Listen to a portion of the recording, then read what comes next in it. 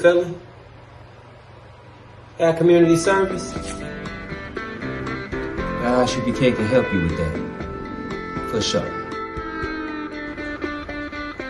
Come on down to 12355 Gresham. We can help you all with your community service and your felony expungement, man.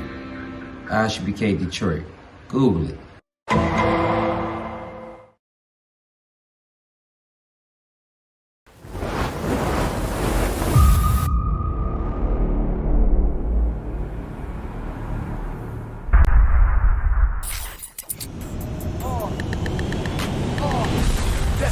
ISUPK Detroit presents under Command and General High.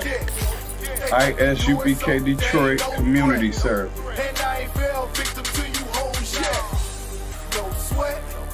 If you're on probation or have a felony, you can fulfill your community service hours here at 12355 Gratiot Avenue, Detroit, Michigan. We offer expungement services for most felonies. We also do food drives, counseling, and health fairs. For more information, call 810-392-3261. Again, call 810-392-3261.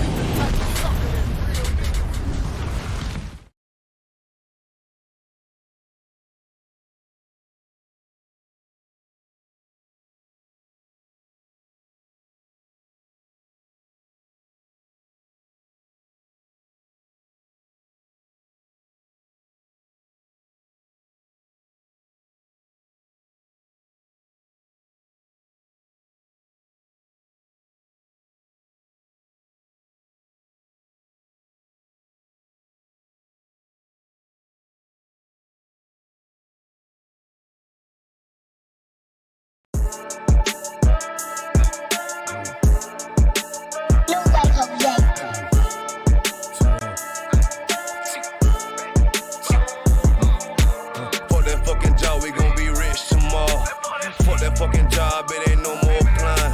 Fuck that fucking job, boy, I'm sick and I'm tired. Fuck that fucking job, all that bitching and crying, and I'm saying fuck that fucking job, nigga. Fuck that fucking job, bitch. Fuck that fucking job, we gon' be rich tomorrow. Fuck that fucking job, it ain't no more applying. Fuck that fucking job, bitch, I done had enough. Fuck that fucking job, I'm watching everybody work. Fuck that fucking job, that little pay by the hour. Yeah, fuck that fucking job, my back hurting and I'm hungry. Yeah, fuck that fucking job, nigga, on soul. Yeah, caught between the two, get this money, go home. Yeah, all these people so, all these bitches, they messy. First day I came in, I bossed up on the bosses. And they promise nigga this, promise nigga that. Want my ass to work, then bring that paper back. Sean, where you been? I been taking the shit. Knowing damn well that I don't fucking sleep. Fuck that fucking job, we gon' be rich tomorrow. Fuck that fucking job, it ain't no more applying. Fuck that fucking job, boy, I'm sick and I'm tired. Fuck that fucking job, all that bitching and crying, and I'm saying fuck that fucking job, nigga. Fuck that fucking job, bitch. Fuck that fucking job, we gon' be rich tomorrow. Fuck that fucking job, it ain't no more applying. Fuck that fucking job, me and bro, we just posted. Look him in the eye, shake my head disappointed. We gotta visualize, summarize, execute. These people drop like fly, why the fuck we still here? Man, fuck that fucking job, when I pull up I hate it. Yeah, fuck that fucking job, that's on all of their faces. Fuck that fucking job, man, I'm already lit. Man, I hear one thing, boy, you bound to get hit. Man, the bills cross a nigga's brain. Damn, that's how you keep a nigga damn a slave. Damn, money supposed to be a tool. Damn, for a purpose, what's your purpose for? Fuck that fucking job, we gon' be rich tomorrow. Fuck that fucking job, it ain't no more applying. Fuck that fucking job, boy, I'm sick and I'm tired. Fuck that fucking job, all that bitching and crying, and I'm saying fuck that fucking job, nigga. Fuck that fucking job, bitch. Fuck that fucking job, we gon' be rich tomorrow. Fuck that fucking job, it ain't no more applying. You know what I'm talking about? I'm sick of that shit, I know you sick of it too, man. Money supposed to be a tool, man. What's your purpose though? It's supposed to benefit a purpose. Shout out Boom Man now.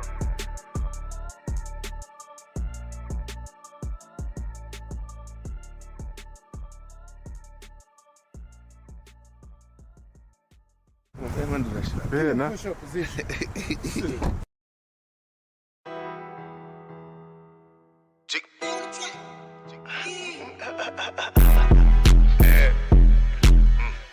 Yo, this beat actually really hard. UBK shit, South Coast shit, man. Shout out Bar Dog, Tennessee, up that business. Hey, get the money, hey. I know the fuck going on out there, motherfucker, man. Hey.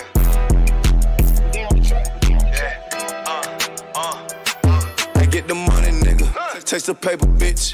Keep all of your morals, never slay for shit. Ice up on my wrist. Yeah, I'm hood rich. I don't give a fuck about to get pop quick. Yeah, I'm on that shit. Yeah, I'm in the town. Niggas talking about that G, but now they come around. They can't even come around. Yeah, I'm up, nigga. Man, fuck all of these hoes, get the bucks, bitch. I'm a young rich nigga, I ain't tryna flex. You can tell I'm cold by the ice around my neck. Straight up BBS, I charge you, boy, you wanna test.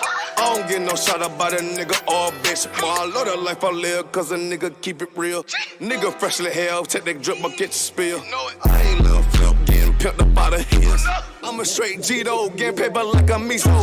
That's that South Coast stain if you tryna hang. You be catered by the bang, boy, we rep the same. Nigga tryna talk, but we rep that murder game.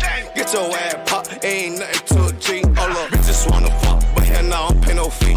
Bitches lead 2G, got that ice, I make you sneeze. All these niggas lame as hell, can't even come around me. Bitches South Coast, South Carolina, bitch, I'm styling, yeah. Really, no demons get control of me. No money get the best of me. No bitches getting up over me. Don't want much, nigga, I'm sucker free. That's the way it gotta be. These niggas chain, these bitches chain, y'all chain to soak me. For real, this brotherhood a weapon. And bitch, we carry weapons. Like a rob on nigga ass won't even need a weapon. And y'all be well protected. And y'all be well respected. And if you got a problem, then y'all well better address it. You cross that line, we ain't show no mercy. Cross that line, you ain't gon' need surgery. You pull up and they getting up. You ain't making no moves, you ain't got no purse. On UBK, so I ain't never worried. I'm putting them right, both of my hands dirty. For real, I learned from the OGs. I'm a young nigga, but I'm a certified priest. And I'm from Tennessee. In this minute-torn that I gotta keep my heat. You should play it safe, and we gon' play with keys. For real.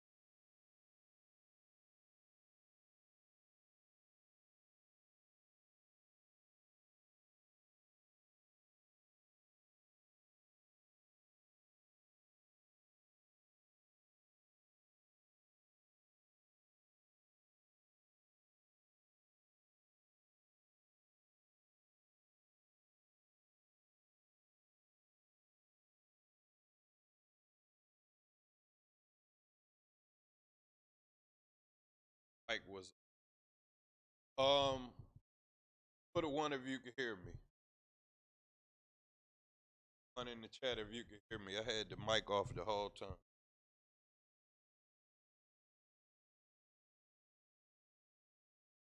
Question I was asking is what law was Christ teaching? Because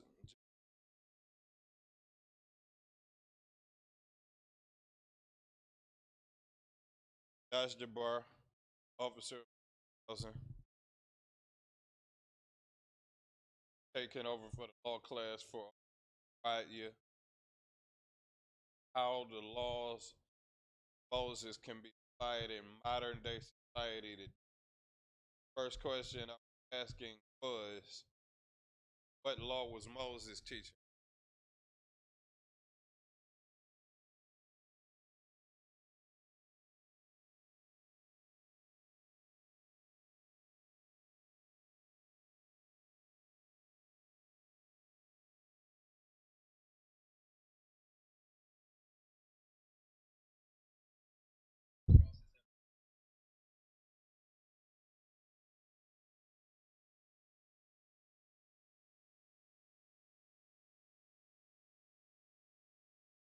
Okay, so what law was Christ teaching? Christ was teaching since didn't nobody put the answer down. Christ was teaching the law.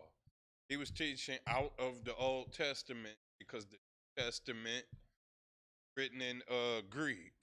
New Testament wasn't even existing when Christ was on. New Testament was getting created. Christ was on the scene. All right. So Christ was teaching out of the Old Testament. Who was Paul and Peter and everybody else teaching? They was teaching out of the Old Testament. So when somebody says the laws is done away with and Jesus Christ came to do all of that away, the only reason why Jesus Christ came is because of what was said in the Old Testament. So, and then he also said he didn't come to do away with it. We'll get that out just to bring that. Give me 1 second. Anybody have questions? What's a law and what's not a law? Go ahead and put that in the comment section. Then I'm going to get right back to you. Give me 1 second.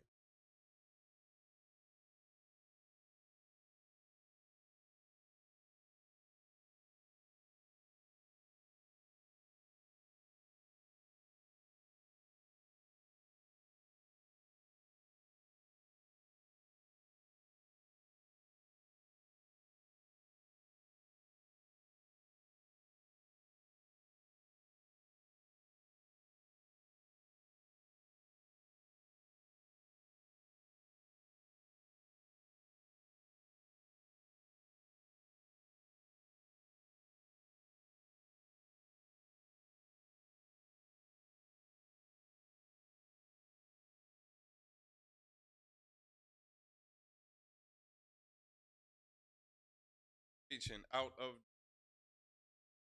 We're going to go over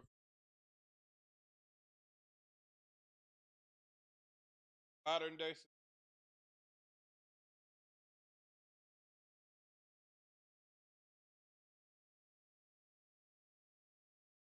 actual life situation. You get caught off with the metaphor of the Bible, with talking serpent. And you know why you get caught off? You get caught off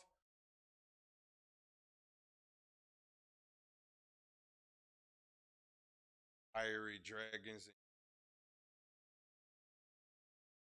white person. You don't think like a black person. Example, I'm gonna give you this. If you've been a black person, kingdom learning with the, then you're gonna think like, not gonna think if you don't have a drop of your culture in your mind. So what do black people backstabber? What do we call a snitch? We call a rat. What do we call cops? We call them pigs. What do females call a man that keep cheating? A dog. What do women what do we call a woman that can't shut her mouth? A bitch, which is a female dog. Kind of people. What do we call somebody who is the person that's perfecting their craft on the basketball? Beast. What do we call somebody on the football field that keep running? A cold ass running back. We call him an animal. Animal out here. And then we use other metaphors for food. Money. We call money cheese, cream. We call money cheese, cream, greens. What else? Bread. And then if you could understand that is the way we talk, guess what? You can, because in Revelations when it was talking about a serpent talking to Eve, now you understand why we call it. Because this man waited till Adam turned his back, and then he was talking to his wife. Right after the brother turned his back and wasn't around. Not only did he talk to her, he taught her an entire doctrine, following the other nations that he wasn't supposed to follow. Then she came back and brought that trash to him.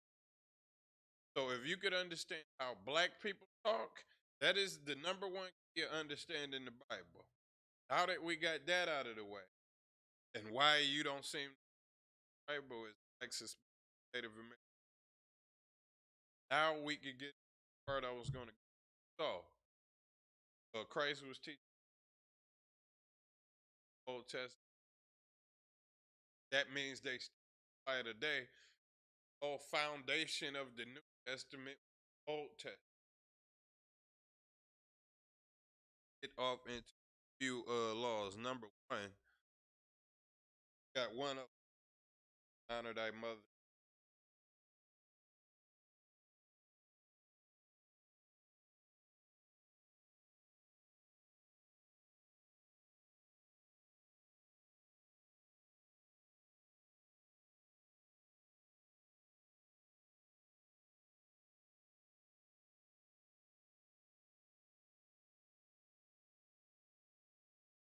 Honor thy mother.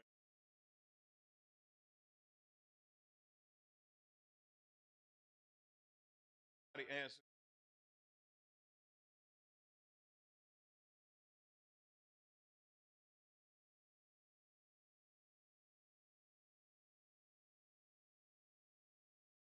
Comments.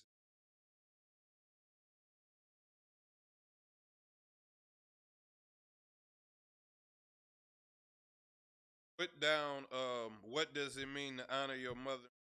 That's what I want to know.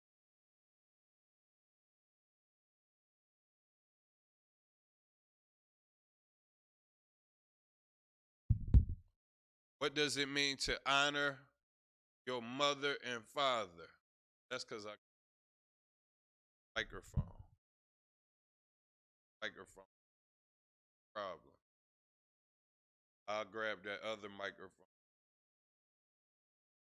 What does it mean to tell me again if I'm having another sound issue? Not I'm a switch mic. Like if I'm having another sound issue, put twos in the chat.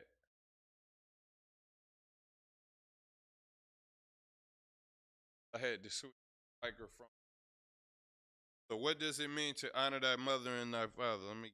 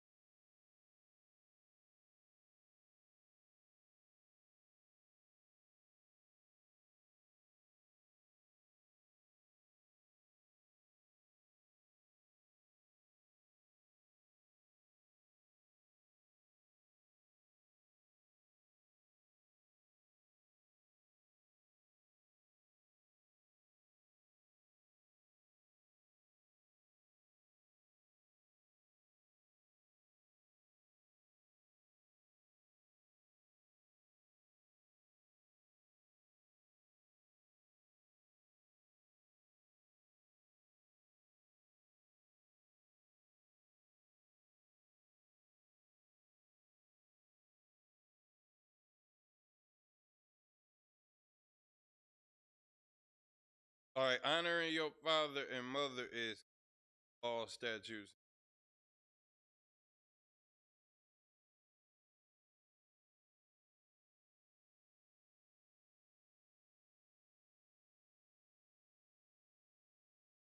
Honoring your mother and father is keeping all statutes and commandments. That's what it means to honor your mother.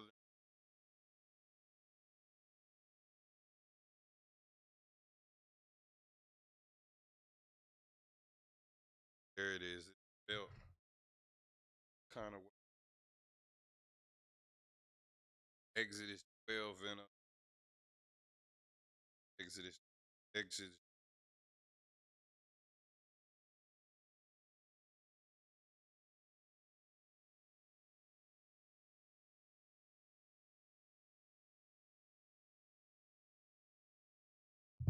Exodus 20 and 12. Honor thy father and mother, that thy days may be long upon the land which the Lord giveth. So it says, honor your mother and father, that thy days be long. Now, I'm going to give you example of what's not honoring your mother. You want to go against the heritage and the rules and the culture of your mother and father, your days won't be long. Now, for example, when it comes to the Arab children honor their mother and father because they follow the exact system that they got, racism, when it comes to loving their own people, loving themselves, and really not dealing with anybody else. The Arabs don't give a white man, they don't give a black people. All they care about is Arab. They keep their own culture. They don't. Some of them might came over here to America. Those is the people that don't. Now, if you an Arab that came over here and you don't follow American customs, then you love. If you a Chinese person and you came over here in America but still keep your customs, then you love your people. Those people honor their mother and father because they keep the same tradition. They know that not to join, sleep outside of their race and sleep with black people. They honor their mother and their father, therefore they keep the riches that's inherited in their family.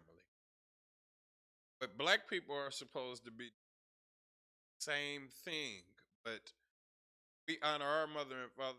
We're doing different. We are doing is dishonoring our mother. What do I mean by that? Dishonor your mother. What are you doing? You are what are you doing? Taking on the customs of the oppressor. Forgetting about your heritage.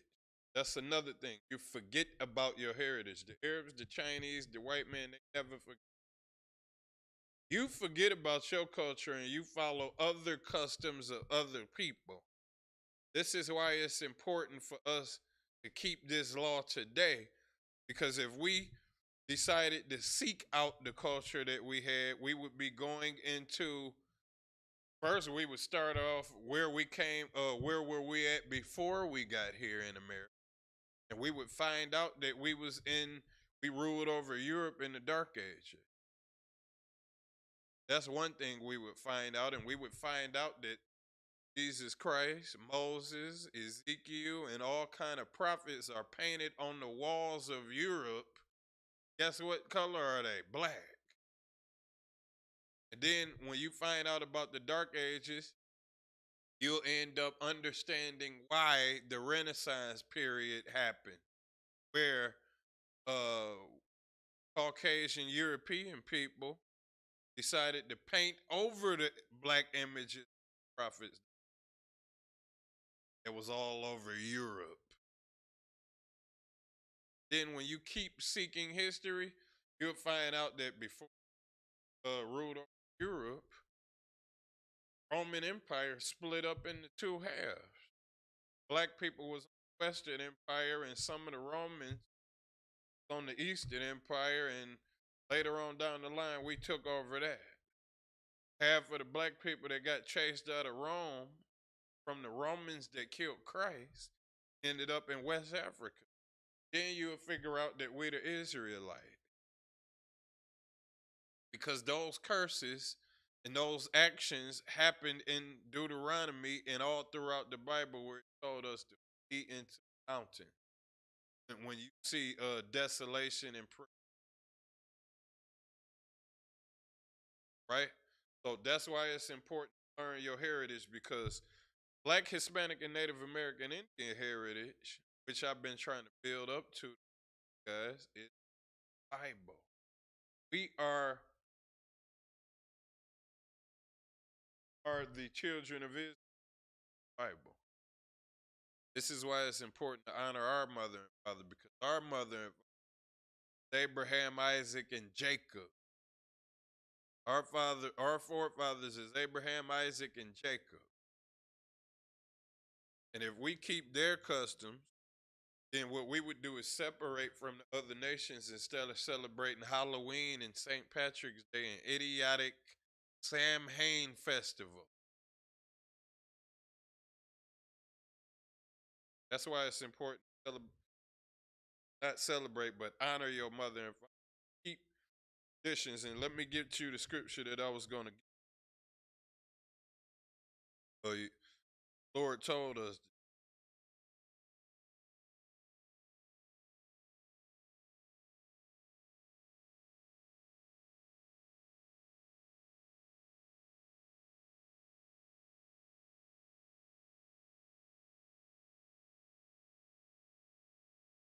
found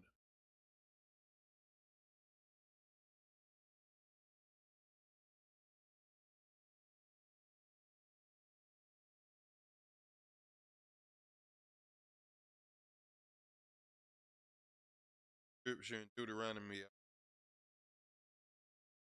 told us to teach our children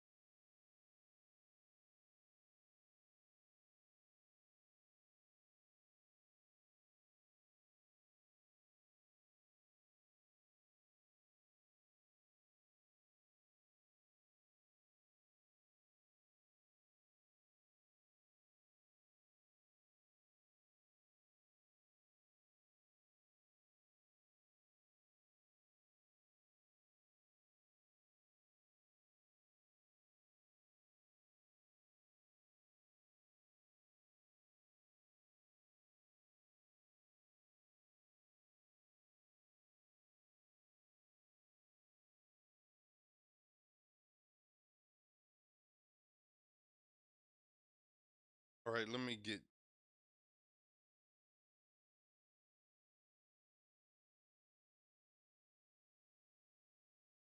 It says,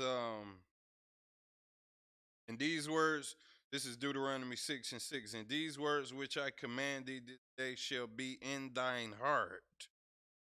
These words of the Bible, these laws, thou shalt not lie down with man as thy lie with a old age wisdom in the Bible that apply today and not get HIV. Apply that today and not get HIV. Apply that today and not get herpes. Right? That's what you could do. So it says, and these words which I command thee this day shall be in thine heart, and thou shalt teach them diligently unto thy children.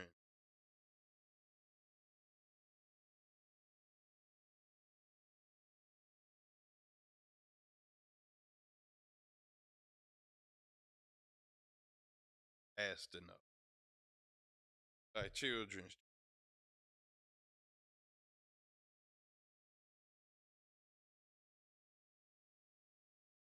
If anybody have a question on the law, go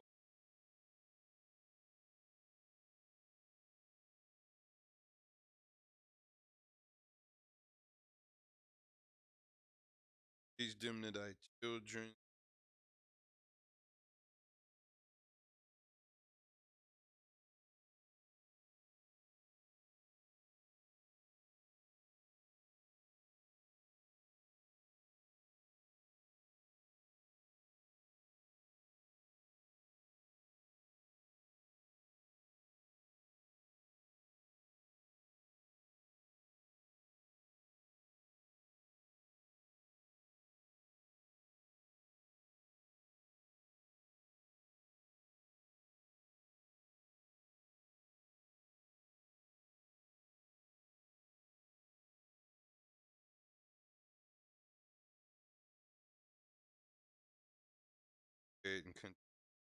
So it says, Deuteronomy 6 and 7, teach them diligently unto thy children, and thou shalt talk when thou sittest down in thy house, and when thou walkest by the way, and when thou liest down, and when thou risest up. That's how these laws are supposed to be.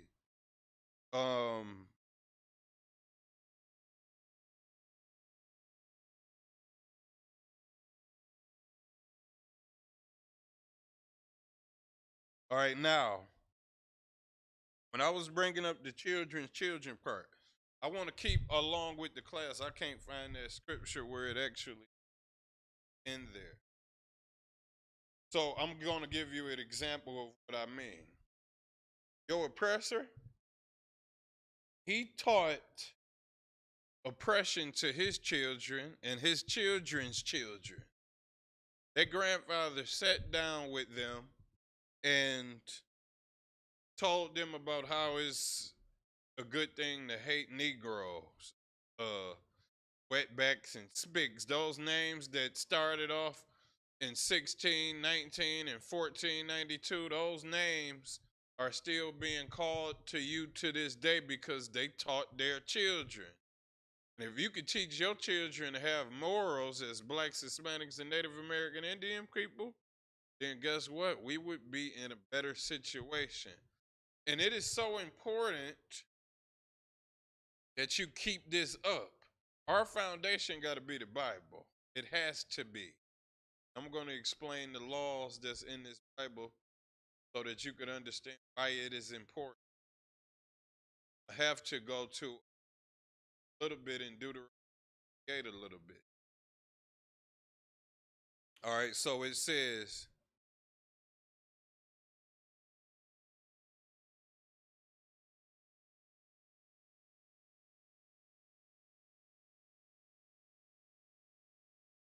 I'd have said son, but keep going. It says, I'm gonna go back to keep all his laws, statutes, and commandments which I command thee. Now, oh, there it is. This is verse 2. Damn, Deuteronomy 6 and 2. So first I'm going to start at 1. Now these are the commandments, the statutes, and the judgments which the Lord your God commanded to teach you, that ye might do them in the land whether ye go to possess it. Lord got laws that he want us to do in the land when we go to possess it. Right now, we need to be getting the laws all in our system right now while this war going on with Israel and these European nations. They all gonna turn against each other. Why is Russia even fighting with America and they both white? Because guess what? Caucasian is a greedy animal that is not going to stop until he turns everybody into slaves. So while they're sitting up fighting, we need to get these laws in our system. So it says, the statutes and the judgments which the Lord your God commanded to teach you, that ye might do them in the land whether you go to possess it. We need to be doing these laws, not celebrating pagan holidays that was created by races of people that hate us. We celebrated things well, not us, not in the ISUPK, but Black, Hispanic, and Native American Indian people who don't know the laws in this Bible. They celebrated ghouls, goblins, and skeletons, and dead bodies and blood. You know why they was able to celebrate it? Because candy was sprinkled throughout those dead bodies and skeletons. See, when candy involved, you don't think this holiday is satanic. You think that, oh, it's good. Candy is involved, and I could give candy to the kids from complete strangers that might be pedophiles, might be sexual predators, but I'm going to go ahead and risk it anyway. And what you don't know is you are sacrificing your children. Any other time you tell your children, don't take candy from strangers, don't talk to strangers, don't go up to strangers' houses. But on this pagan holiday that the oppressor got you celebrating because you don't know your own culture, sacrifice your children and risk your children losing their lives because you want to celebrate a pagan holiday. In your mind, you saying, people ain't bad. Let me go. Son, go over there and get that candy while I stand all the way over here on the sidewalk. Daughter, go over there to that stranger's house to get candy from her. See, what you don't know is when you celebrate pagan holidays like that, you make yourself a hypocrite. A lot of y'all don't think you hypocrite, but you are. Because your entire life, you've been telling black people, you've been telling your children, don't talk to strangers and don't take candy from strangers. Then when the white man tells you celebrate Halloween, a Samhain festival that's about sacrificing children, that is the history of that holiday, go ahead and sacrifice your children by going against what you've been telling them all their lives. You tell them to don't take candy from strangers. When white man's holiday come up of Halloween, you tell them, yeah, it's okay to take candy from strangers now. Problem not following the law of the Bible, Black, Hispanic, and Native American. Now, let's read verse 2, Deuteronomy 6 and 2. That thou mightest fear the Lord thy God. The Lord wants you to fear him. Why? Just like you fear your father. Do you fear your father all the time? No. Do you fear the Lord all the time? No. Sometimes the Lord blesses you and you get happy, and then the Lord punishes you and you get scared. Now that could only happen to a person who even know God. If you getting punished 9 times out of 10, you don't even know that it's God. You think it's Satan punished. Really, God authorized it. Does God say, I kill and I make alive? I kill and I make alive. I created the good and the evil. The evil is the punishment and the is the reward. So it says that thou mayest fear the Lord thy God, to keep all his commandments. You see, the fear that's in your heart is not, oh, I'm scared of God and I don't want to do anything. It's, I'm scared of the Lord and I don't want to sin against him. I don't want to break his commandments. Just like you scared of your father and you don't want to break his rules in the house. That's the fear that the Lord is talking about, not just being totally bugged out, whack, nut job, scared of the Lord. No, he's not talking about that. He's talking about you fearing the Lord so that you don't sin against the Lord. All right, that thou mightest fear the Lord. This Deuteronomy 6:2. That thou mightest fear the Lord to keep all his statutes and commandments, which I command thee, thou and thy son and thy son's sons, son, all the days of thy life. Why was it important that I get that scripture out? Because again, like I told you earlier, these son. Let's take an example of the law of Leviticus 20:13, where it says, "Thou shalt not lie down with a man as thou liest with a woman. Thou shalt not lie down with mankind as thou liest with a woman." If you taught that law to your son and your son's son, we wouldn't have so many people right now in 2020. Because you would teach that law all the way up until now, all through great grandchildren.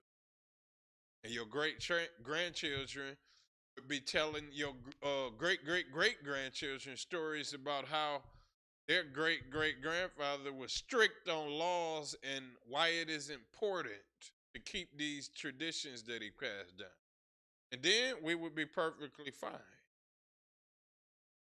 Because your great grandfather would have learned them laws for Abraham, Isaac, and Jacob and Christ. And then they would spread that all the way down until now, and it would be no homosexuals, pedophiles, murderers, thieves, drunkards, alcohol, or weed heads. None of that would exist if we teach our honor our mother and father. Point of me, honor your mother and father, which honoring your mother and father that follows the laws. If your father is telling you to eat pork, don't honor that. Now he is not honoring his father. Get that? If your father tells you to eat pork and you're going to eat what the hell I got in my house, what is happening? Not honoring. He's not honoring his forefathers because black people, slavery, they fought tooth and nail to not eat pork. They got their teeth knocked out of their mouths, not eat pork. White man, some example, funnel. White men put a funnel in their mouths and down their mouth. Now, because they didn't want to eat it, they shoved pork down their mouths because they didn't want to eat it, knocked their teeth out, and shoved the funnel in their mouth down their throat. Now,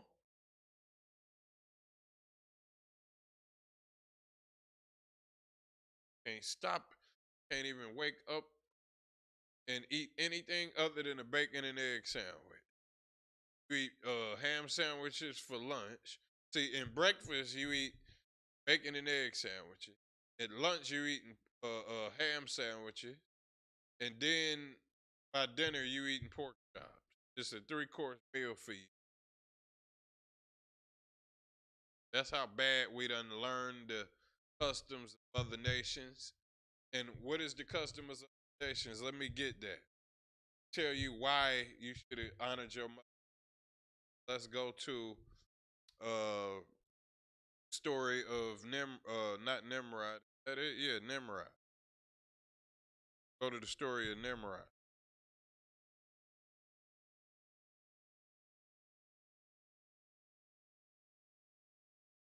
All right, so we at Genesis 10 and 8.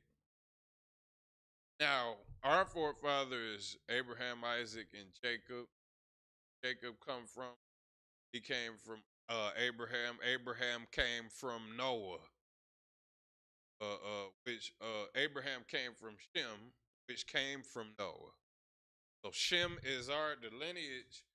Shem is our for Ham, one of the three sons of Noah, father of the Africans. That's not even our think is a white man told him it's Ham begot Cush, right? So verse 8 it says, and Cush begot Nimrod. This is Genesis 10 and 8. And Cush begot Nimrod, and he began to be a mighty one in the earth. Mighty, to be a killer, a unaliver, a straight up warrior that just slaughters people. He was powerful. That's what it means to be mighty. He was a powerful person. How do you get power? Because you got to take people's lives. People got to fear you for you to have power. All right, verse 9. He was a mighty hunter before the Lord. He was a mighty hunter before the Lord. What does it mean to be a mighty hunter before the Lord? Meaning this. Lord is the number one unaliver on this planet, but you got everybody thinking that you the number one unaliver before the Lord is. You got everybody thinking that you the number one head honcho before the Lord is.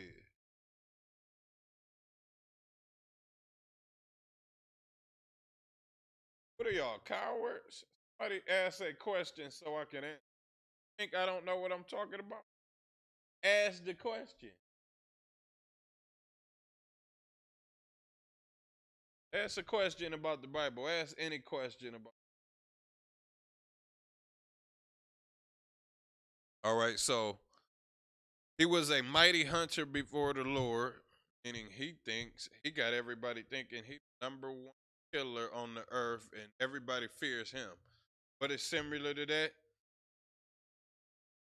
Everybody, they don't even care about what God is saying. Even though God is the one that created the pasty devil to kill. But you don't understand that because you Bible and all you do is fear. What?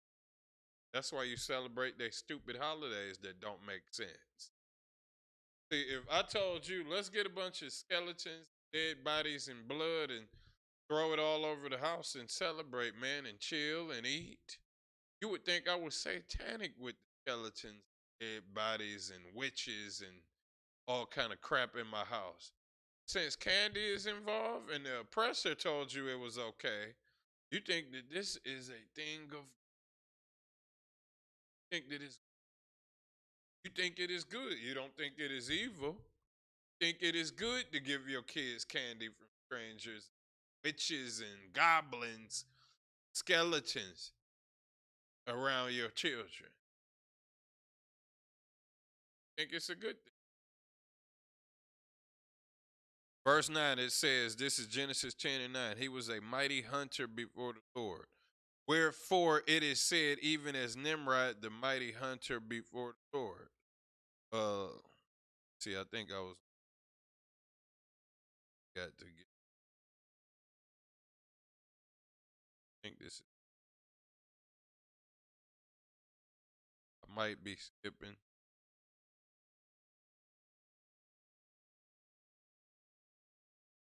Go to Genesis. So skip down to where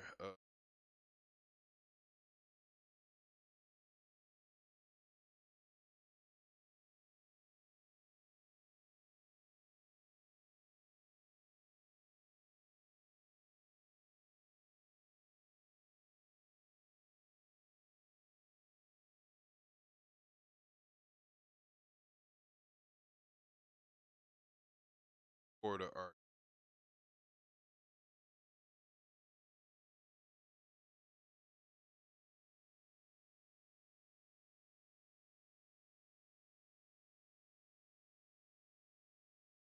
Now,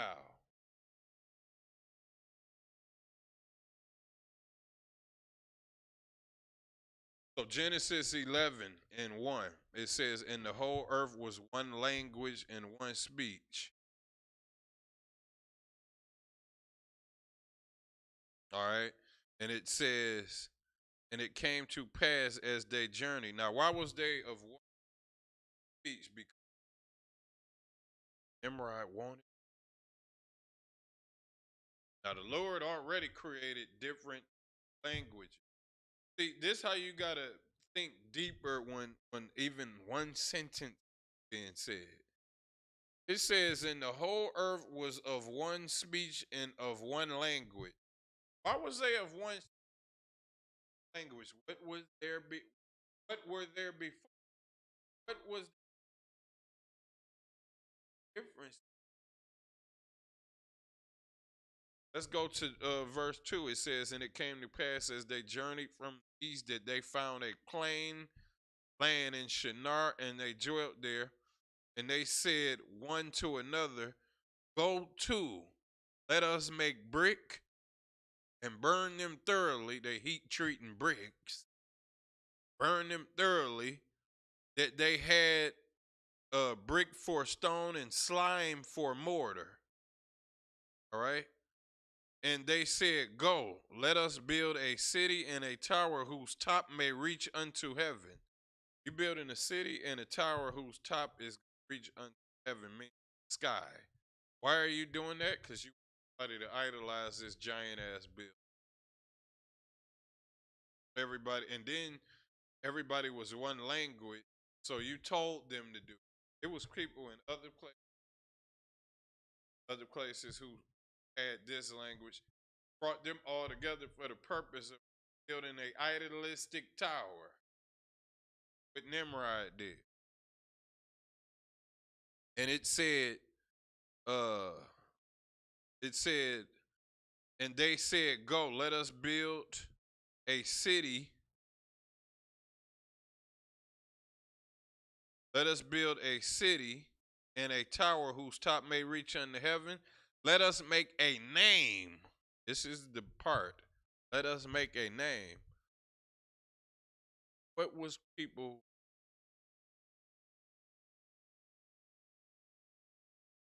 live, die, you've forgotten? Hell thinking about an old body when having it said, "Let us make a name," meaning he don't want to be forgotten. He don't want his children to be thinking about the children that they're gonna have. He want everybody to go back and think about him, which is a bad thing. You a person that's somebody right now, nobody's forgetting, turning everybody into gods and idol worship, turning everybody into idols. How? Your homeboy gets shot, put on a t-shirt, before you know it, you're celebrating his birthday every damn. Can't stop thinking about him. I be sitting up there like, even when I was in the world, and I keep hearing about the same damn dead person, I'll be sitting up there thinking, talking about this. What's so special about this damn person? Why do you keep talking about them? That's what I was wondering. Like, damn, is you gonna start focusing on your life? It says, "And they said, let us go to, let us build a city and tower whose top may reach unto heaven, and let us make a name, lest we be scattered abroad upon the face of the whole earth." Let us make a name for ourselves, man, before we get scattered all over the earth and everybody forget. Make ourselves God. This is why a lot of you idiots not into common worship Ramesses and all these other idiots that built pyramids back in the past. Why do you worship them? Because their statues sitting up there. Why you worship them? You don't know a damn thing. Dog head people. Crazy part about it is the Greeks. followed everything they learned from Egypt, and then the Greeks teach the Romans, and the white man learned everything from Romans. And then guess what? The white man got the nerve to have enough damn common sense. He got the nerve to be talking about animal cruelty when the people he learned from had dog heads on their damn. They found hundreds of mummified dogs under one of the damn tombs in it. I don't hear the white man, I'm gonna call animal cruelty on you. I don't hear that. I hear his outrage about the mummified dogs. But if you look through history, America learned from Rome.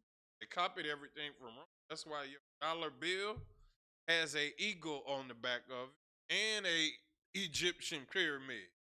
Because they studying from Rome all the way back to Egypt. Guess what? It's mummified dog. People you learn from mummified dogs and killed them. I don't really even believe like that. Send dogs strapped with bombs to go kill people. Dogs to go chase after people, knowing that if a dog come near me, I'm shooting its head off. Don't send an animal to me as a weapon, because I'm going to use a weapon against that animal. Idiot. Don't have an outrage. And let's clear that up. They won't be saying anything to me because I didn't do anything. Let's finish this scripture. So Nimrod joined everybody together. That's what's happening right now in America. And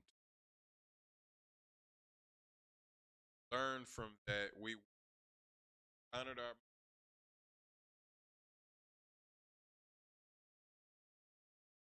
other thing. We go into the dietary law.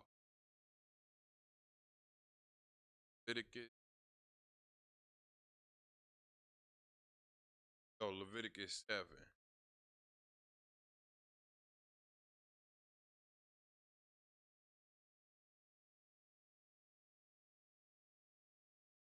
Chapter.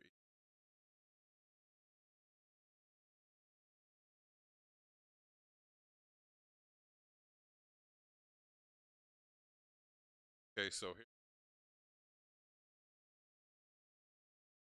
And the Lord spake unto Moses and to Aaron, saying unto them, speak unto the children of Israel, saying, these are the beasts which ye shall eat among the beasts that are on the earth.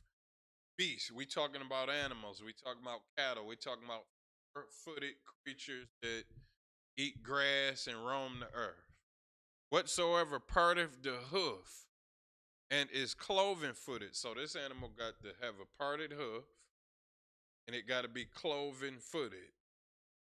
And it has to chew the cud. All right, what does it mean? Chew the cud.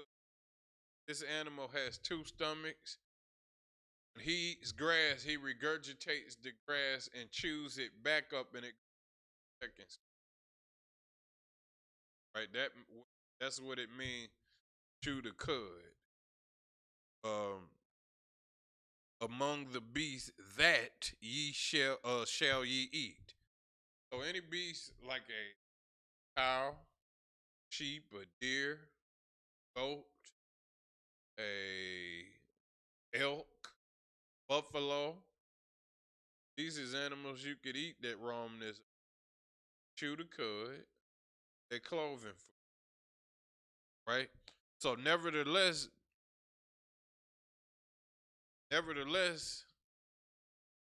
these shall ye not eat of them that chew the cud, or of them that divideth the hoof as a camel. You don't eat a camel, because he cheweth the cud, but divideth not the hoof. He chewed it. He don't have the reason. This is science. You know, a lot of conscious, wanna be conscious, always talking about the Bible ain't science. This is science. When I tell you you could eat an animal or all animals that chew the cud and divide up the hoof, you run into an animal that got a scientific reason for not dividing the hoof, but he chewed the cud. That means this animal got different chemicals, different DNA that's gonna kill. That's just simple as that.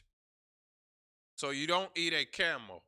Who eats camels? Heathens, like the Arabs. They got a big pot. They just took one damn camel and fed the whole city. You don't follow after heathens and eat camel, right? He cheweth the cud, but divideth not the hoof. He is unclean to you. The unclean thing, camel, man. Science in that, and really do it because God told you to. All right, don't, and that is the knowledge of good and evil that the Bible was talking about. Not want you. You don't want to find out why God said don't eat a camel by eating a camel. You don't want to find out why He said don't eat it. You don't want to find out why God said, why Lord said don't play with fire or don't tempt the Lord. See what I'm saying? He said don't play with fire, and you play with fire just to find out, you're gonna have third degree, possibly unalived. That's the knowledge of good and evil. Before the knowledge of good and evil, you just had the knowledge of good, which is do what the Lord said. Knowledge of good and evil is to find out what happens by not doing what the Lord said. So it says in the coney, this is 5, the coney, which is like a rabbit or a rabbit breed of rabbits. Got all kind of rabbits. The coney, the rabbit, the hare, they all the same thing. All right, it says the coney. He cheweth the cud, but divideth not the hoof. He is unclean to you. 6, and the hare. He cheweth the cud, but divideth not the hoof. He is unclean to you. And the swine, though he divide the hoof, he divides the hoof. Cheweth not the. Don't eat swine. You got a lot of idiots. Like this Bible tells you specifically what to eat and what not to eat. You'll be thinking, I could eat anything. Divided hoof.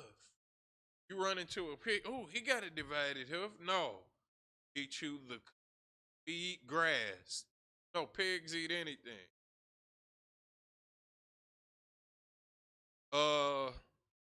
Verse 8.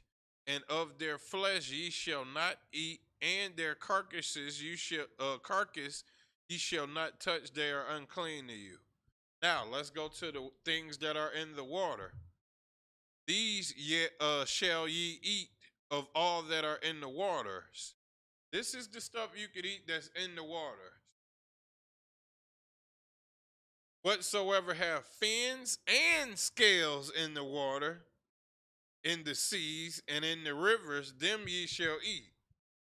Ever got fins and scales? Fins and scales. They got to have both. They can't have either or. They got to have both. Those is the things in the water that you could eat. What do Chinese and Japanese people eat? They eat squids, which don't got fins or scales. They eat octopus, which don't have fins or scales. They eat crabs, which don't have fins or scales. They eat shrimp that have scales but not fins. Well, shrimp ain't got no damn scales. That's called an exoskeleton. They eat squids, octopus, blowfish, crabs, anything that don't have fins and scales. Chinese and Japanese don't follow the dietary law at all, and that's why they're so small, weak, and they don't follow none of the dietary law. All right. All that have, this is verse 11, all that have not fins and scales in the seas and in the rivers of all that move in the water, of any living thing which is in the waters, they shall be an abomination to you. They shall be even an abomination unto you. Ye shall not eat of their flesh, but ye shall have their carcasses in abomination. Whatsoever have not fins nor scales in the waters, that shall be an abomination unto you. All these they are the hold on. All these are they which ye shall have in abomination among the fowls. Let me read this again. All these are they which ye shall have in abomination among the fowls, meaning these things are abomination. Have this as an abomination in your brain. They shall not be eaten. They are an abomination. The eagle, you don't eat a damn eagle. You do eat chicken. Don't eat no damn eagle. Is a chicken running around hunting people down? No. But eagles is hunting other animals down and eating damn near. I done seen eagle pick up boat. An eagle will pick up a damn boat and stick his claws off in their body, fly all the way up in the sky, and drop that damn down so he can crack his body open on the rocks, just so he could eat the blood and the contents of gold. Right? Eagles are predators. And that's why the oppressor got that eagle on the dollar bill, because he a predator. All right, so it says, and these are they which ye shall have an abomination among the fowls, the thing that fly in the air. They shall not be eaten. They are an abomination. The eagle, the ostrich, sound like an ostrich type of breed of a bird. The osprey, the vulture, you don't eat no damn vulture. All of these animals are predator. Something is wrong with them. Vulture and the kite after his kind, and the raven. The raven remind me of crow. I gotta look up what a raven is. A side time. I can't. Uh,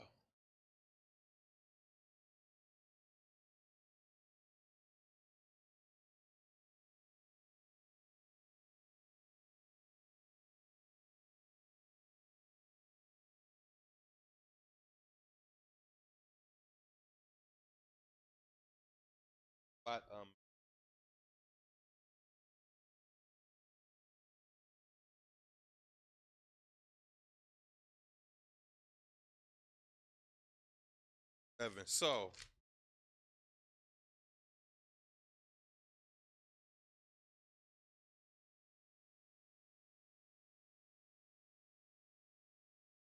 I was at 11 and 15.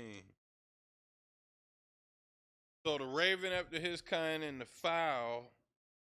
The raven after his kind and the owl. You don't eat no damn owl. And the hawk and the cuckoo. And the hawk after his kind, and the little owl, and the cormorant, and the great owl, and the swan, and the pelican, and the gear eagle, stork, and the heron after his her kind, and the lapwing, and the bat. You don't eat no damn bat. That's how the coronavirus happened. See, the coronavirus happens when people eat these animals, right? Bible said don't eat the bat. Now, when you look at the coronavirus and look at the studies of how it created, they tell you the Wuhan, out in Wuhan, they came up with that damn from eating. They got bat meals out there. Chinese see Batman, they thinking of food when they see him. They not thinking he a hero like Edomites. When they see you in a Batman costume, they thinking, what a meal. Everything the white man loves, the Chinese man eats. White man love dogs and Batman. Chinese man see dogs as food and he see Batman as food. And neither one of those races of people is we supposed to be following as blacks, Hispanics, and Native Americans. All right, let's go ahead to historic. All fowls that keep going upon all four shall be an abomination. Yet these ye may eat of every flying creep which have legs above their feet, to leap with raw upon the earth. Even these of them ye may eat. Locusts. Now they're talking about this is talking about the bugs you locust. Now, why is this important? The oppressor got a stupid show called Naked and Afraid, where they're really trying to relive how they was really living in the Flintstone age when they was living in them damn caves in Europe in the medieval times, or a little bit before that. This is how these people live in the Caucasus Mountains of Russia. They lived in caves and licked slime off a rock. Now, it says yet get back to the point. So they got this stupid show called Naked and Afraid where there were Edomites, the oppressor, the Caucasian, is trying to relive a fantasy of how he used to live. Like, all right, I got all the riches in the world, but let me go back poor a little bit. Let me go back and see if I can live like that because I might end up like that in a minute, which you are. You practicing of how to live like that because that's how you will be living. Christ reach. Eating off of rocks somewhere and really trying to survive. And it's a good thing you got the survival show. Right?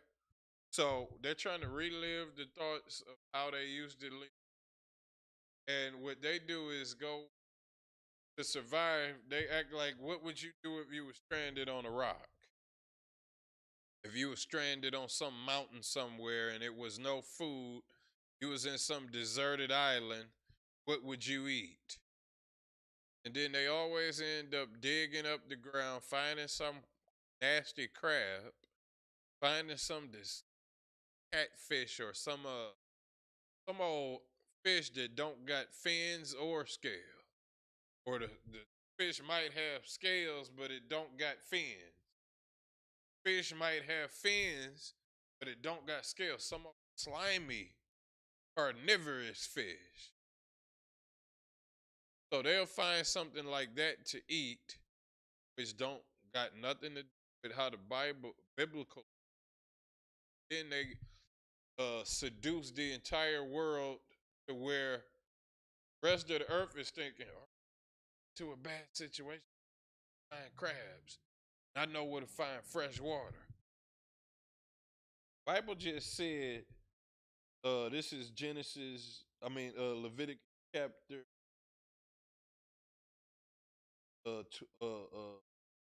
Leviticus chapter 11 and 2. These are the four-footed um, bugs that you eat. The creeping thing mean the bug. These are the bugs that you could eat that are lawful according to God. Also, these stupid survival nuts and naked and afraid nuts is scorpion, which is like a desert roach. That's what a scorpion. He got an exoskeleton like a cockroach. So you're a trifling, filthy person. If, um, so it says 22 of them may eat. You can eat these. locusts after his kind. John the Baptist ate locusts, honey. Bald locust after his kind, and the beetle after his kind. Plenty of grasshopper. So, in the grasshopper after his kind. Eat the locust, the bald locust, grasshopper, and plenty of. You gotta do is find an area where some grass at. If you end up getting dropped off in a desert somewhere and it was nothing to eat, you're gonna have locusts crawling in the grass. And if you lift up a damn piece of wood, you're gonna find some beetles up under. You'll keep yourself from starving. Now it says 23, but all other flying, creeping, and for shall be unclean, and for these shall be whatsoever touches the carcass, and whosoever beareth aught of the carcass of them shall wash his clothes and be carcass every bite of the hood, and is not cloven footed, nor chewed good or unclean. Uh, every one that toucheth whatsoever goeth upon alls among all manner of that go on, those are unclean. Dogs and cats, Chinese, they walk on paws. You don't eat. Who else got paws? Lions, wolves. Lions, wolves, cats, and dogs. You don't eat lions, wolves, cats, and dogs.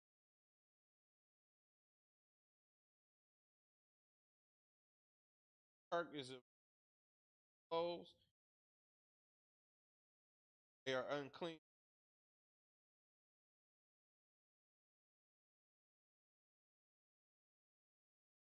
Weasel and the mouse and the Chinese eat the mouse off. Weasel, the mouse, and the turtle. Don't eat turtle soup. Bible been thousands of. This is Leviticus. That means Leviticus, the Old Testament, first five books of Moses, got a history of over 5,000 years old. Over 5,000 years, because it was taught to him by his ancestor, Abraham, Isaac, and Jacob. So the Bible, the Torah, got a over 10,000 year history of this law getting spread down through word of mouth, and then when it got to Moses, it was carved in stone and put on paper, put on documented on a hard call that a tablet, right? Quarters after his kind, and the ferret, you don't eat a ferret, and the chameleon and the lizard, and the snail and the mole, you don't eat these. These are unclean. All that creep whatsoever doth touch them, they be. Right now, what I find, what kind of water can you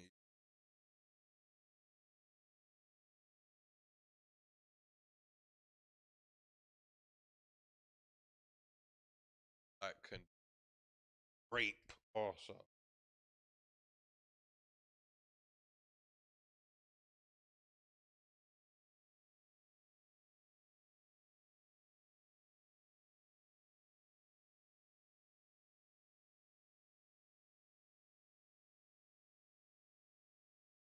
On what's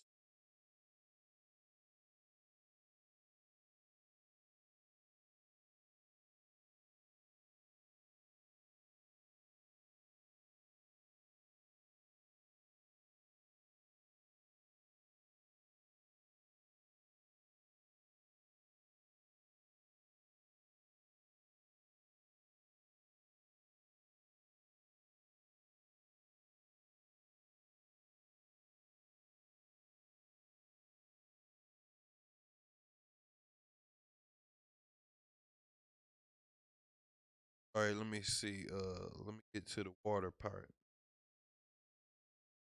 Okay, so we get this 32.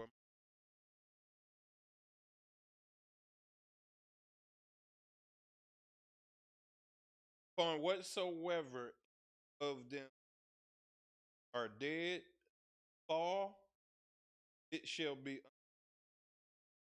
whether it be vessel of attack, but whatsoever.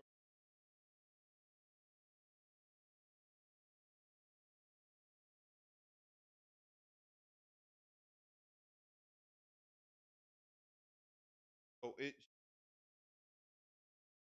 every any of them falleth.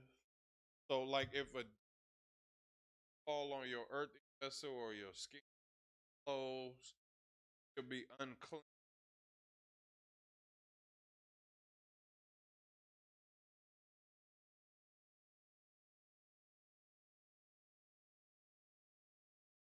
Dead animal or clean thing. Every earthen vessel fall, whether it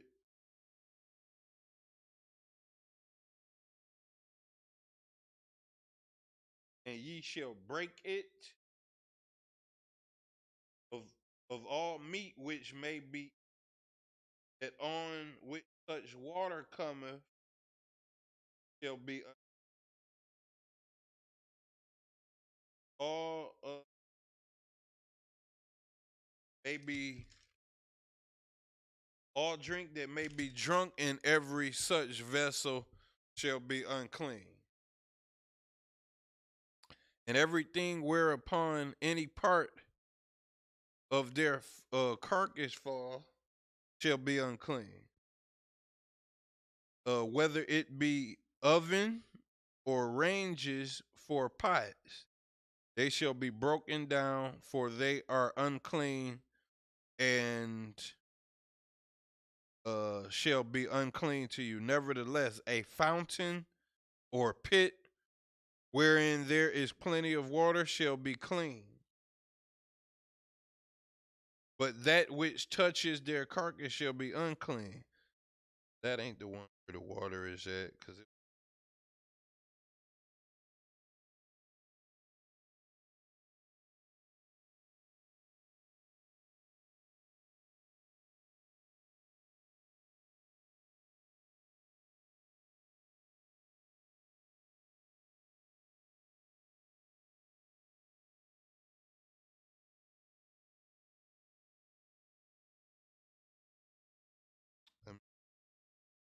anybody got any questions, put it down in the comment section.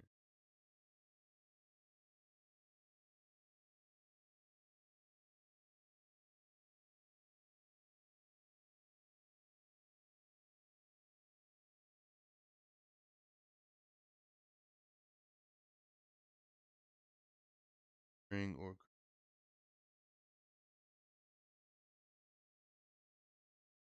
all right, so I'll have to get time. I can't find it right. That was the part that I was trying to bring out. Now we went over the dietary law. We went over what you could eat. It was a such it was a scripture I was looking for about what water you could so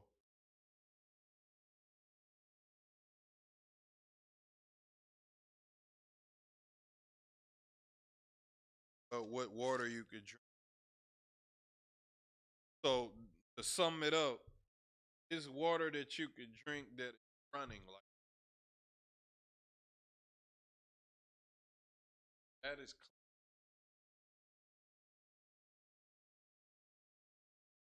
not just.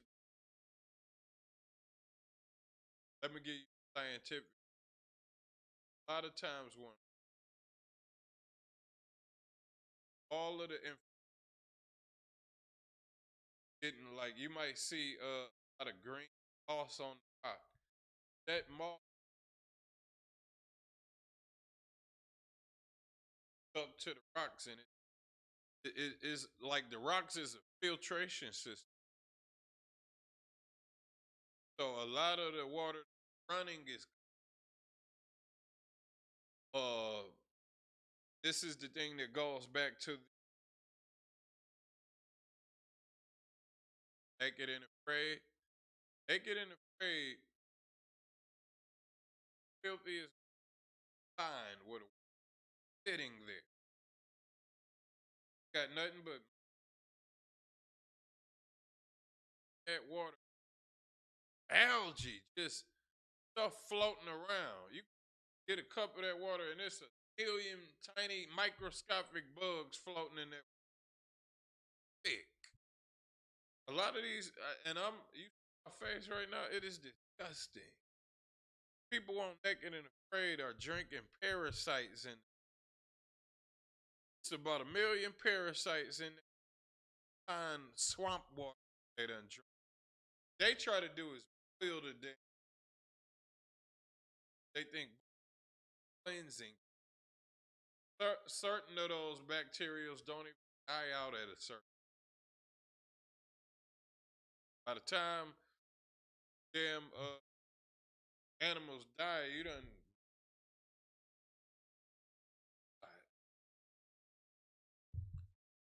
So now, running water, that is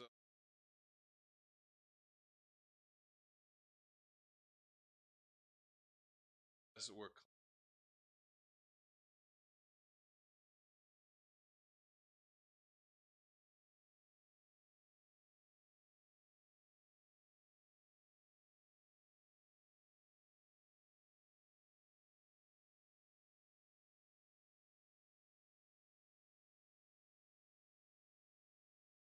that's how they was able to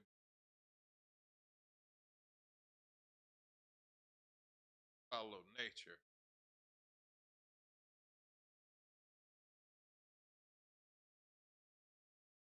colonize thugs, and came over here.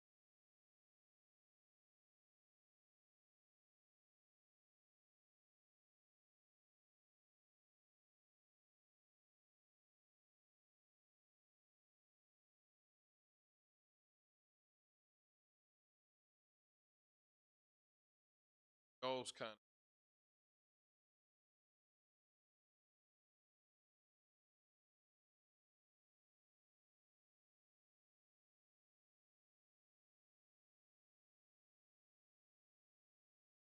I follow told you naked and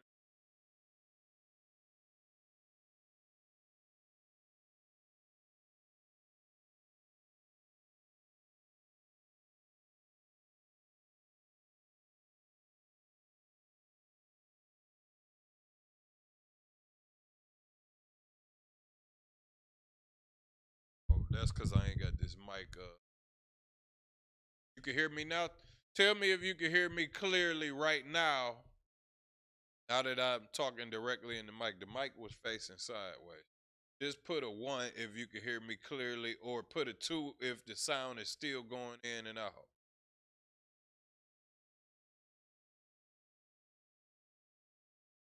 You can hear me, put a 1 if you can hear me clearly now. Okay. So sometimes this mic, I'm gonna get a different mic. This is a camp microphone, condenser microphone. Y'all will be able to hear me. So let me see. What is that scripture about condone?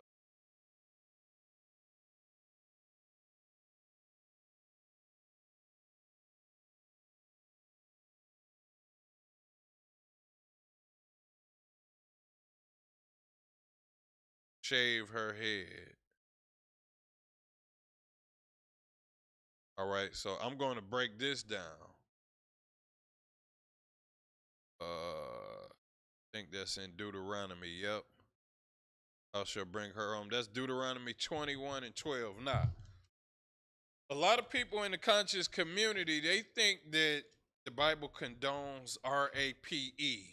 They think the Bible condones that. They think God condoned that. So this is Deuteronomy 21. Deuteronomy 21 and 12.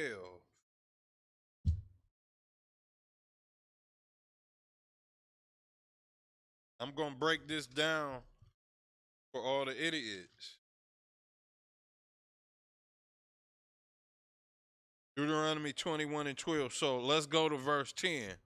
When thou goest forth to war against thine enemies. Now, what is this talking about? This is talking about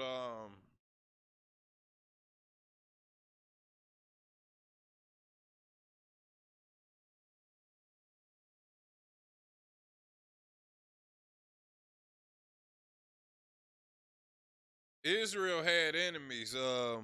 I'm not sure on what enemies it's talking about because um, southern and the northern kingdom, we did have wars with other Israelites. I doubt if this is talking about a heathen.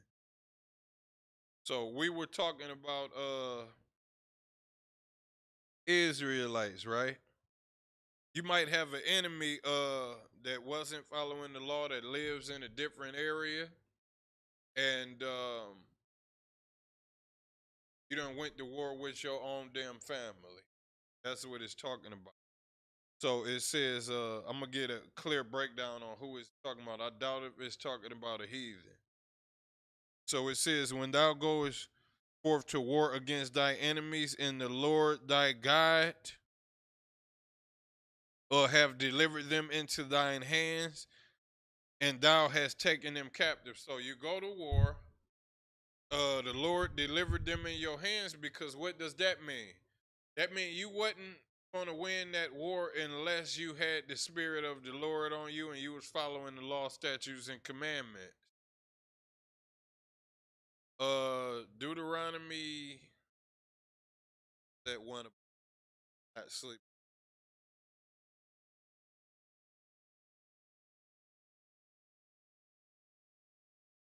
I got that.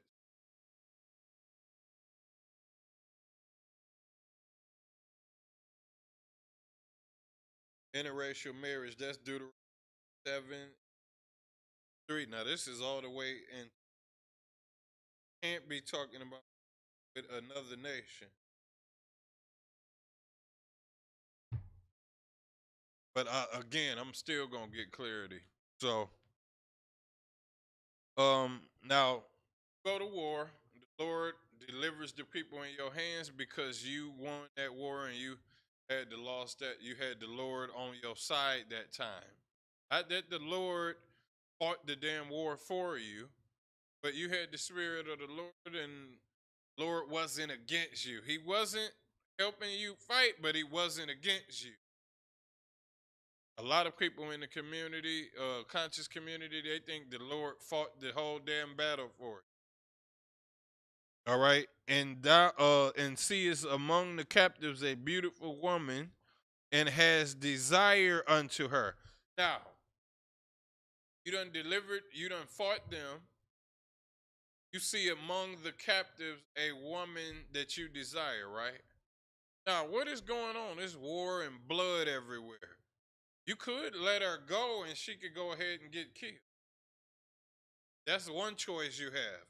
You could let her go and she could get put to death by somebody else who wasn't going to have as much mercy as you did. You see among the captives a woman that is beautiful and has desire unto her. You have desire unto her. Make her your wife. Not some goddamn slave woman that you use and abuse. You have a desire unto her.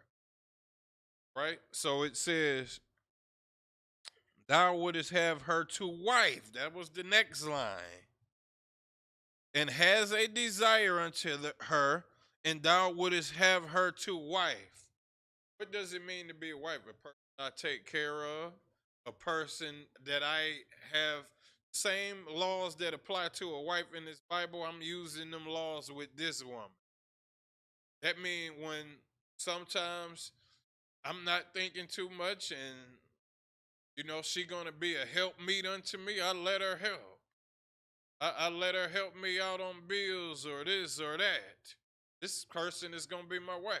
She's gonna be the one that raised my children. She's not a sex object, like a lot of idiots is thinking. 12. Then thou shalt bring her home to thine house. Now, a lot of y'all thinking that a lot of fake Israelites and fake conscious, they think you bring a stranger to have sex with. You bring this damn person home to your house, have sex with her, roll over and go to sleep so she slit your damn throat and escape. That's not who you bringing home. You bringing home a wife. Then thou shalt bring her home to thine house, and she shall shave her head and pare her nails. It says you're gonna shave her head and nails? No, she will. Because she got blood damn hair. Blood and dirt all in her nails. She gonna shave her hair and get all the gook and the dirt and scabby unclean things that's all in her hair and get all of that out of her hair, man. Some of the slime, she was trying to get it out and rip some of her damn head out, rip some of her damn hair out, and now she got to shave the whole damn thing. She got to get herself clean, right? And she shall put off the raiment of her captivity, not you. She shall put off the raiment of her captivity. She's gonna put off her captivity until she is nice and rejuvenated, nice and reformed. She just got out of a war. You brought her home to make her your wife, which is probably a better place than she had, because now you done took all the riches from her people in her town, and now you got your riches and her. So she gonna be living better. It's better than being stiff on the side of a road somewhere, because that you know that's what it is when you could either be my wife or death over it. I'm gonna treat you like a wife, not be my sex object, or I'm gonna put you to death. You could be my wife. We could get over this war thing, and guess what? She could decide if she don't want to be with him. We're gonna get into that.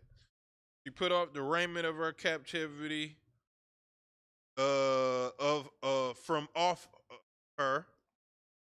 She shall remain in thy house and bewail her father and her mother a full month, and after that thou shalt go in unto her and be her husband. That's a heavy part that it said that. It didn't say go off into her and she shall be thy wife. Then that would take away part about you being her husband. It says, thou shalt go in unto her and be her husband, and she shall be thy wife. You're going to perform the duty of husband to her wife. You're going to be the husband first. Then she going to wife, because putting that, letting her know the type of person, duty of a husband, right? And she shall be thy wife. And it shall be, if thou have no delight in her, then thou shalt let her go whether she will.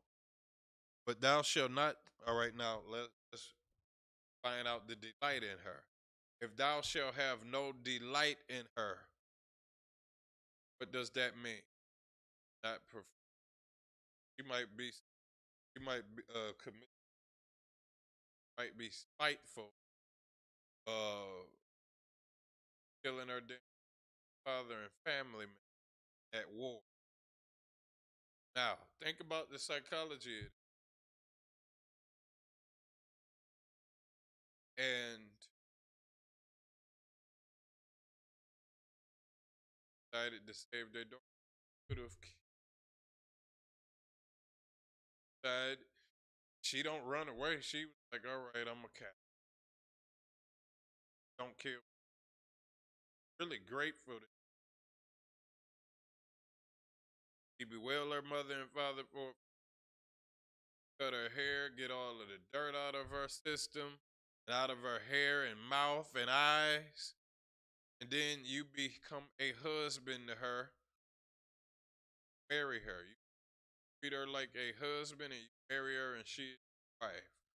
Two things can happen. She about it and become a wife and live happily ever after, or she could start having a damn grudge against cooking damn brewing up damn stew for you that you can eat and die off of. And if you feel like if she getting ready to do that, you can let her go. Right? That's what it says when it says that you shall let her go, whether she will. Now, here go the other thing. But thou shalt not sell her at all for money. Why would you sell her? Cause make her not taking this, having sex with her, and then selling her some prostitute. Not do laws how to treat a captive.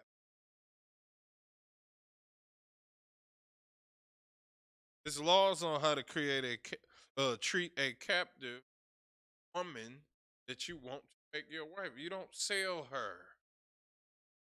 Make her your wife. And the Bible didn't say treat her as some whore. That's why it said you shall go into her and you shall be her husband. She shall be your wife. In verse I think that was 13. Yeah, 13.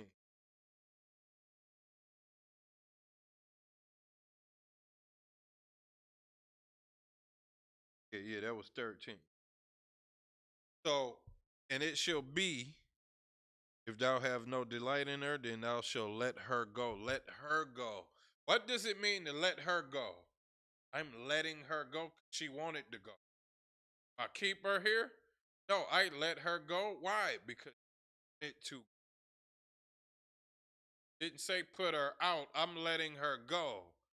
It like if a car was coming my way, that means it was already going that way, and I'm gonna let it go. I'm letting it go by.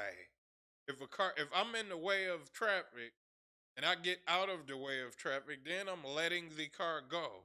If a woman wants to leave and I let her leave, then I let her go. She wants to leave.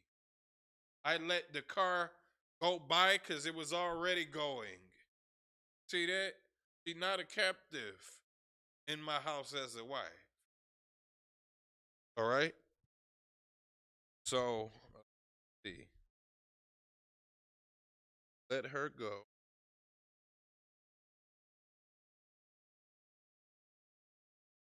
This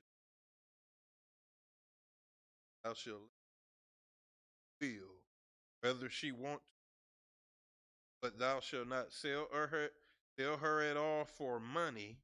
Thou shalt not make merchandise of her. Don't sell her to nobody else because you just don't sell her to nobody else because you done already went inside of her and made your. Don't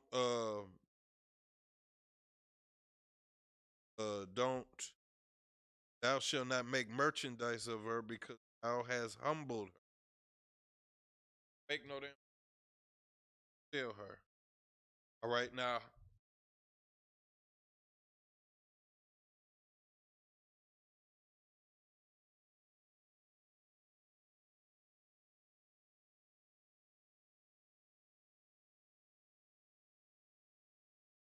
so the Bible does not condone rape. Now it says if a man have two wives, one beloved and another he hateth, kind of going. I just had to say that first. Have two wives. Verse 15 is telling you laws that if you have two wives. I'm gonna read this. If a man have two wives, one beloved and another hateth, and the man have borne him children, both the beloved and the hated, if the firstborn son be hers that was hated, like you have a woman, your first woman, and now you hate her damn guts. But it's still your damn wife. You just hate her. hate her all you want, but you can't leave. Do that. That's why they have something in the Bible. It's count. That's how you fix your. All right. So you got one wife you love. Hated. Verse 16. Then it shall be when the son, when he maketh his sons to inherit that which he have, which when you that he may not make of the son of the beloved before the firstborn son of the hated, which is indeed the firstborn. So, law in the Bible is to give your inheritance have as a father to your firstborn. You had your firstborn by which is AS. That is some real wicked garbage female type tendencies. Female, they make kids suffer for the part because they don't know how to troll the man, so they sit back and make the damn kid suffer. That's a woman type tendency. Do something like that, you are a vagina. So it says if you got one wife you love, wife you hate, you can't give your inheritance to the second wife's kid. Say F your first. Kind of stupid, weak father is that? If you even had a thought like that, I wouldn't even want your damn decided to do. All because you hate the wife? You gonna make me suffer? Hell no. So why did I bring up the two wife thing? Just got done talking about a lot of idiots misinterpret RAP. The thing about that is, got another group called IUIC that believes that they uh, they had a video where they was talking about he don't want to have sex with you. You go and get some sex anyway. Now she's saying you RAP her. Actually, idiot. See, they believe in taking. They believe in taking sex from IUIC. That's why them women in IUIC. The other nigga IUIC came in our. She had old dreadhead. Then before we found out she had the dreadhead nigga, we found out that several men in IUIC slept with her and told her that sex wasn't marriage. And after they slept with her, they lied, told her sex is marriage. I got you. That's what they did. That's what she told us. I wish I could. That was like. So the reason I brought up this because it's laws that if you have two wives, is because these groups believe you could take sex from because the scripture says he have not power over her own body, neither do you have power over your own body. I gotta get that scripture, but something like that. And they think it means you ain't got power over your body, I got power over your body. So they manhandle women and force them into having sex. And then guess what else? They don't believe in polygamy. They don't believe in having two wives like verse 15. If they did, they wouldn't be forcing women to have sex. See, if a woman in the UPK don't want to have sex with us, cool. It's two things that's gonna happen. That brother gonna go to the other wife house and have sex with her. Or if you only got one wife and she don't want to have sex with you, what are we gonna do in the UPK? We're gonna go to counsel. Idiots. Stupid idiots. We're gonna go to marriage counseling. We're not gonna fist fight my wife to have sex with. You don't want to have sex with me? Three things we could do. Get that mug off. Go to your other wife and get it off. Or marriage counsel. Sleep. Try to talk to her about it. If you can't talk to her, you got to go to counsel. Sir, my wife don't want. I don't know what's going on. Tried to talk to him. He didn't want to talk, so now we in counsel. Then she gonna expose what she whatever issue got with you. Then y'all will end up fixing it. And if she find out to be somebody else and this is the reason she had sex with you, she'd be kicked out of the school. Then you can go. Okay, so it's always a way to handle these nutcase Israelites. See, Nathaniel, the leader of IUIC, Nathaniel, talking about taking a woman China because he don't believe he have power over her. I guess he can't go to marriage counseling. Is the he don't have nobody over him. He the general bishop. General bishop of everybody. And now all of a sudden, when he got to go to marriage counseling, that's why he's so effeminate. Nobody can fix his marriage. He can't fix it. He don't got the spirit of the Lord. He don't have multiple wives. So when his wife want to run out on him, what do we got to do? Go get jelly, like he said in the video. Go get some grape jelly. Tell her to get naked in 5 minutes. Else.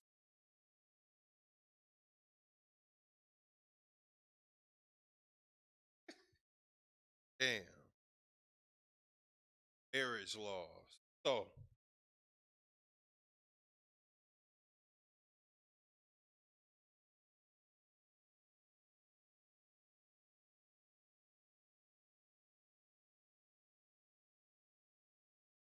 um,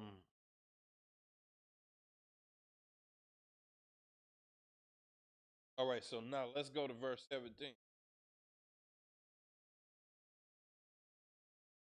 5 more minutes.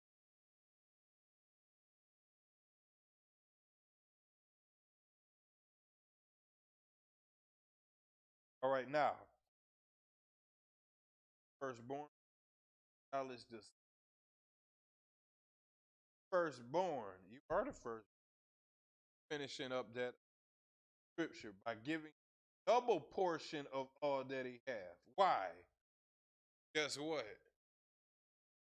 Ate his mother. Your mother not, and another reason it could be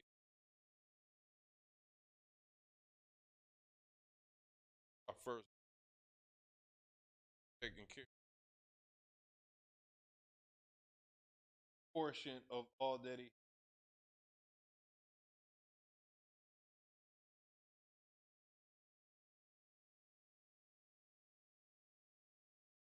right.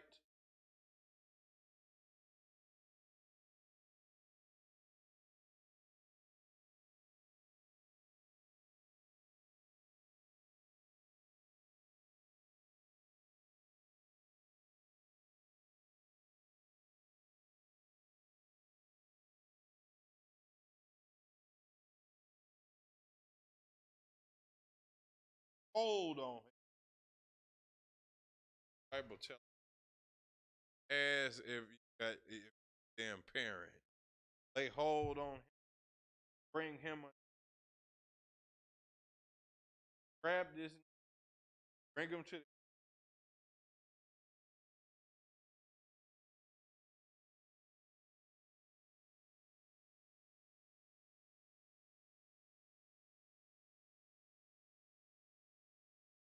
our son.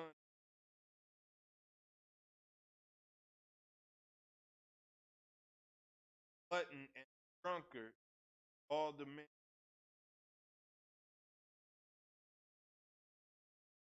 getting put by all the elders in rocks. Better listen to you. Better honor thy mother and thy father. Right, so we coming up on coming up on the pretty and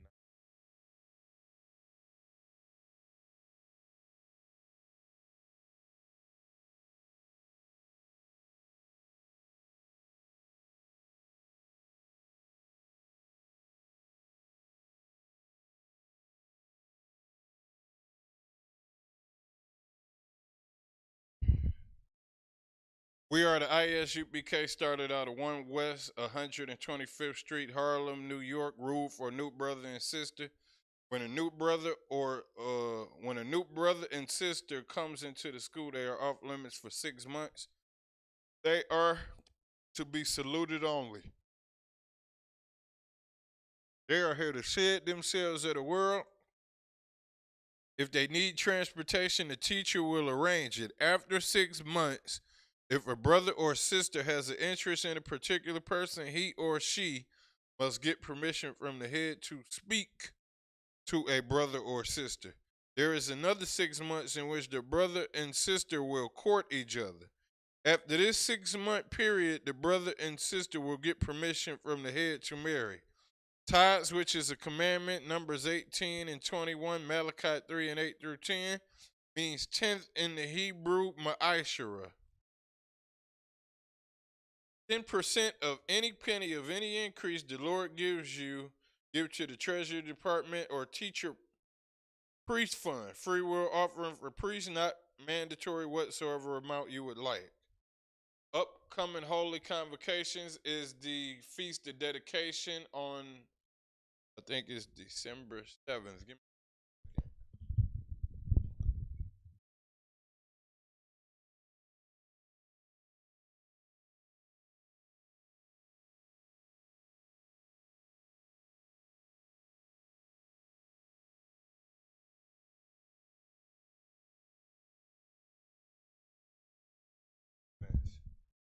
All right, that is the Feast of Dedication, or you would call Hanukkah, on December 7th.